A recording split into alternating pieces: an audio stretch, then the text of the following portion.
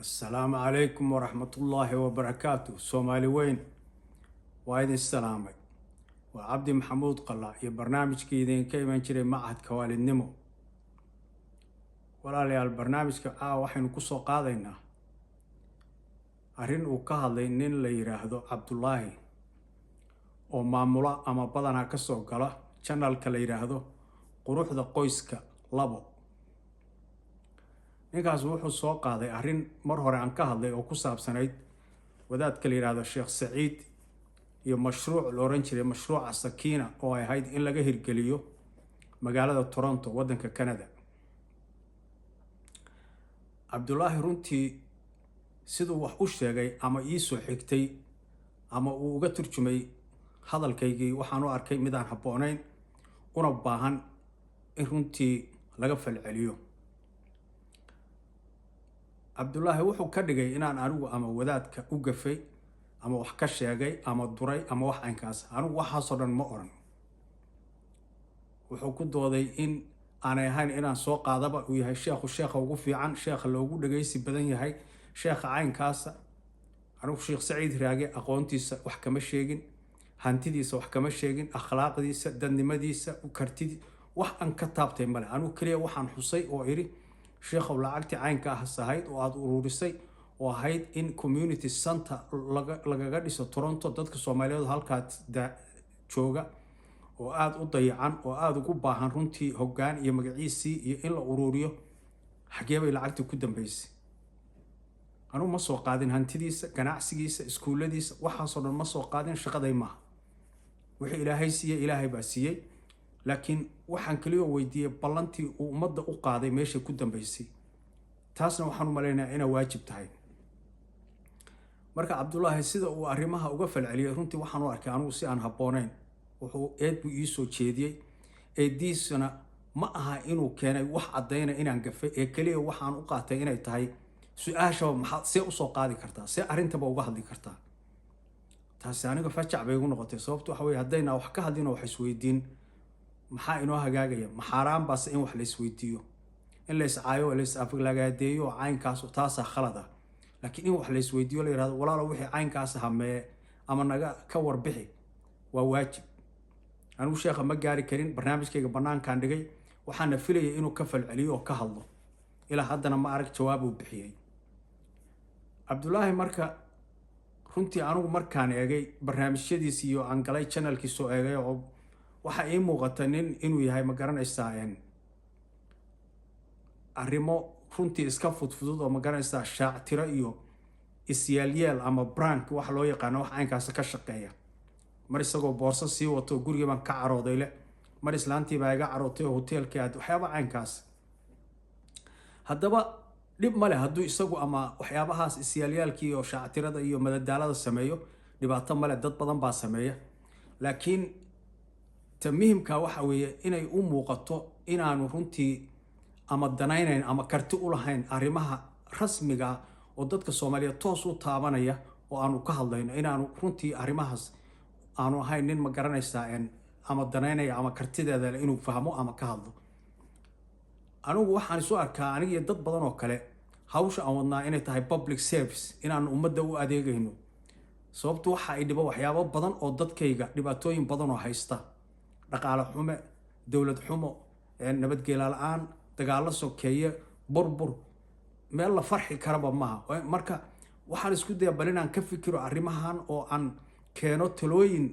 laga yaabo inay wax soo kordhiyaan ama dadka qaar xataa ay u arkaan macquul inay tahay. marka haddii uu Cabdullaahi isagu arrimaha caynkaas u culus markii laga hadlo oo waxay la xiriirayaan dad mas'uuliyiin oo ummadda yiri waxbaan u qabanaynaa ayaa wax la weydiinaya, waxaad ballan qaadeen mee war caynka ma gafba warkan. haddii marka arrimaha caynkaas qof markii la soo qaado loo arkayo qofkii soo qaaday inuu khaldan yahay ama gaf sameeyay, walaalayaal runtii taas waa dhibaato inagu tahay. sababtu waxa weeye haddayna isa sixi karin ama wax isweydiin karin ama isla xisaabtami karin maxay noqonayaan arrimaheenu. anigu taan ka eegayaa waa taa weeye. marka waxaan jeclaan lahaa Cabdullaahi intuu aniga maartay eedeynayo inuu runtii bal raadiyo waxa aan ka hadlayo oo Saciid intuu u tago uu yiraahdo sheekhow bal arrintan ka waran, arrinta la soo jeedinaya mashruucii sakiina iyo lacagtiisii ay ahayd Toronto in laga hirgeliyo xagee bay ku dambeysay laakiin ma oran madaxu gacmaha saartay wuxuu yiri oo sheekhase ugu wanaagsan Soomaali ugu aqoonta badan loogu dhageysiga badan yahay caynka intaasoo dhan waa hagaag weeye sheekha waa la dhageystaa waa la ixtiraamaa dhibaato male taas anigu waxa kama hadlin ma soo qaadin su'aashaydu waa mid qura weeye su'aashaydu waxa weeye arrintaasi meeday hadduu sheekhu ballan qaado ama qof kasta oo inaga mid hadduu ballan qaado miyaan ahayn ballanka inaan fulino miyaan ilaahayna oran wa'uufu bil ahdi innal ahda kana mas'uula miyaan la isweydiinayn ballanqaadka ya miyaan la oran almuslimuuna ala shuruudihim waxay ku heshiyaan dadku waa inay fuliyaan miyaan diinteenu si wanaagsan inoogu sharxin qofka ballanka ka baxa intuu ballan qaado maxay diintu ka tiri kulligiin culumaatiin waad garanaysaa anu ma rabo inaan ku fogaado ama ka dhigo inuu sheekhu gafay ma aha taas laakiin dadku way imanayaan tuhunka caynkaas ay imanayaan tuhunka caynkaas marka hadduu yimaadana qofkii la tuhumay waajib bay ku tahay inuu arrinta caddeeyo anigu Siciid lacagta loo ururiyo masaajidka la geliyay qayb baan ka ahaa waan bixiyay qayb baan ka bixiyay waxaan u bixiyay dadka Soomaaliyeed inaan ma garanaysaa gacan kaga geysto arrimahooda dad badan baa ila soo xiriiro yiri waniyo anaba waa yaabanaha waanu bixinay maxaa isbedelku muxuu yahay marka dadkaas oo dhan waajib bay tahay Sheekh Siciid inuu runtii wargeliyo oo yiraahdo u sharxo arrinta wax rabta ha noqoto inuu u sharxo waajib bay tahay laakiin haddii uu iska aamuso hawshii la doonayay aanay hirgelin taas waa nasiib daro qofkii marka isagu soo boodo yiraahdo maxaaba su'aasha meesha loo keenay ka waxaan u arkaa inuu khaldan yahay inaanuna waxna ka taraynin arrimaha dadka Soomaaliyeed iyo maslaxada dadka Soomaaliyeed inaanu horumarinayn marka waxaan kula talin lahaa dadka Soomaaliyeed oo arrimaha ma garanaysaa haddii aan isku meel laga taagnayn bal horta marka hore adigu homework-gaaga samee bal hubi xaaladdu say wax u jirto iyaan ma garanaysaa laabla kac iyo ma garanaysaa caadifada iyo kula kicin iyo maxaaba waxa loo soo qaaday see loo sheegi karaa waa la sheegi karaa waa la hadli karaa dhibaato maaha ma garanaysaa islaamka dhiirigeliya in la hadlo wax la isweydiiyo asxaabtii baa la weydiin jiray rasuulka la weydiin jiray ilaa maanta la isweydiiyaa nidaamka caalamiga ah oo dadyoogu ku dhaqmaan bay ka mid noqotay in wax la weydiiyo accountability ay meesha timaado inagu maxay naga reebaya marka haddaynu doonayno inaynu si bini aadanka u dhaqanno oo ishagaajino runtii waa in xisaabtan jira xisaabtankuna sidiisaba wuxuu keenaa inay dadku taxadaraan oo is ilaaliyo qofku markuu og yahay in lala xisaabtamayo taxadar buu ku socdaa siduu rabo isagama dhaqmi karo laakiin inaga waxa maamulkeena iyo arrimaheena u hagaagi laayihiin waxa weeye ama gudaha aynu joogna ama dibadda aynu joogne xisaabtankii baan jirin dadkii baaba wixii xiisaynaynba waxay tahay garan maayo ama midkii khaladka ku kacay ayaa qaar kala difaacayaan waxaana laga yaabaa khaladka uu ku kacay ka difaacaya inuu saameynayo tusaalaan ku siinaya nin baa la yidhi ceel meel ka qod xooluha ka cabeena ama dadka beeraleyda ama dadka tuulooyinka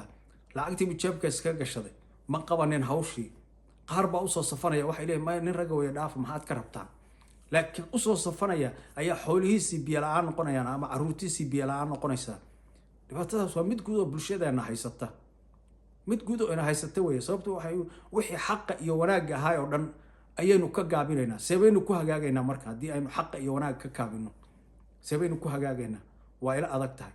marka anigu runtii arrinta Sheekh Siciid mar baan ka hadlay inaan ku noqdana ma doonaynin laakiin maadaama uu ninkaasi arrintaas soo qaaday oo uu iga dhigay dadkii ii tusay yani nin khaldan waajib bay ugu tahay inaan ka falceliyo oo ka hadlo laakiin weli su'aashaydii waa taagan tahay Sheekh Siciid inuu dadka Soomaaliyeed la wadaago lacagtii loogu talagalay mashruucii sakiina meeshay ku dambeysay mashruucii ma fuli waayay ma qorshuu weli soo wadaa maxaa jira waa waajib dadka Soomaaliyeed inay arrinta runtii fahmaan walaalayaal waa Cabdi Maxamuud Qalac barnaamijkii idinka iman jiray macadka waalidnimo marka caawa intaasaan kusoo gabagabaynaynaa wassalaamu calaykum waraxmatullaahi wabarakaatuh